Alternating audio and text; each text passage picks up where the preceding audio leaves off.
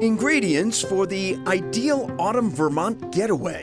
Lush, late-season emerald vistas, check. Maple creamies from a classic country store, check. Fairy tale barns fit for a king, check.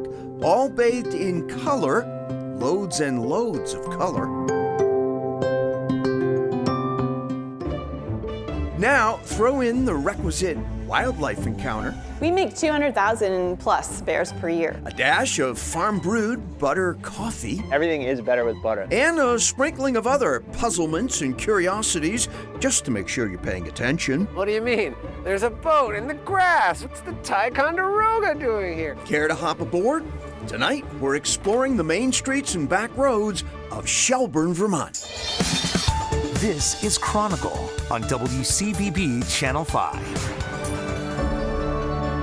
The town of Shelburne, 7 miles south of Burlington, Vermont's biggest city, spread out across the fertile valley between Lake Champlain to the west and the Green Mountains to the east.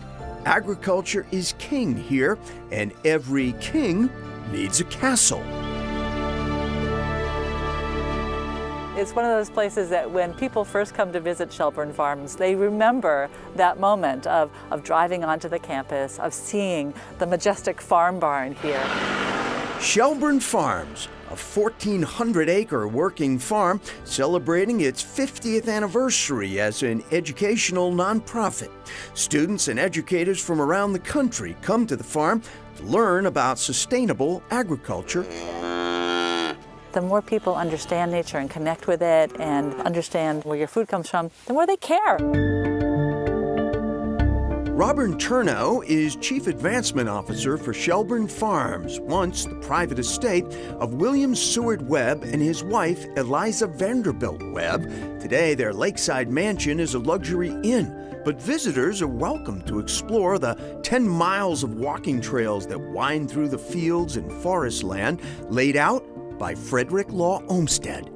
It is an extraordinary landscape, and people are, they do tend to be speechless when they come here to visit. Inside the 5-story farm barn, a visitor favorite.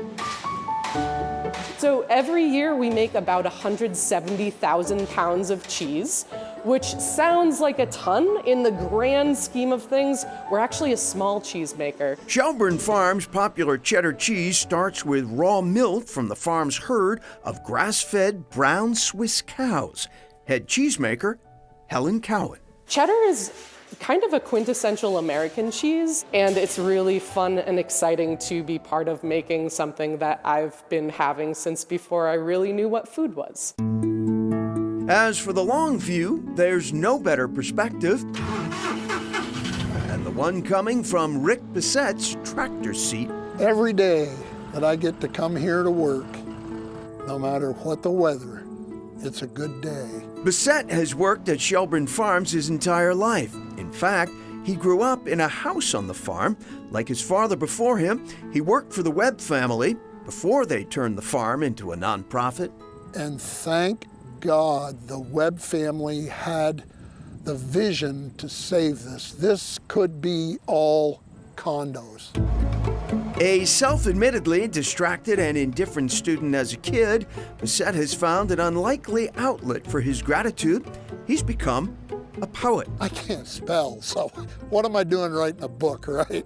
His book, A Vermonter's Heritage, Listening to the Trees, led him to being named Shelburne's first poet laureate. Be still, O hearts that visit here, on these our soldiers we reflect. Bissett's greatest honor, being asked to compose some lines for the Veterans Memorial in town.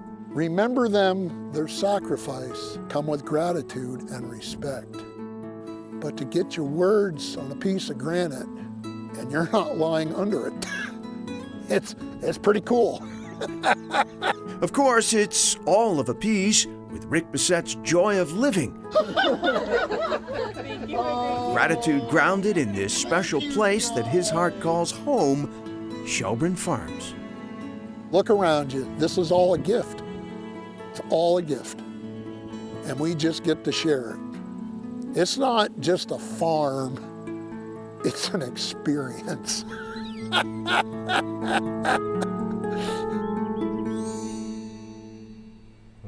That is just gorgeous. All right, and the Webb family is still involved with Shelburne Falls. Right, Alec Webb was really key to transforming the farm into an educational nonprofit. He serves as the president. Marshall Webb, another co-founder, he just passed away this past fall. Incredible legacy they've left. We should mention the inn is now closed for the season, but they'll be back next year. All right, coming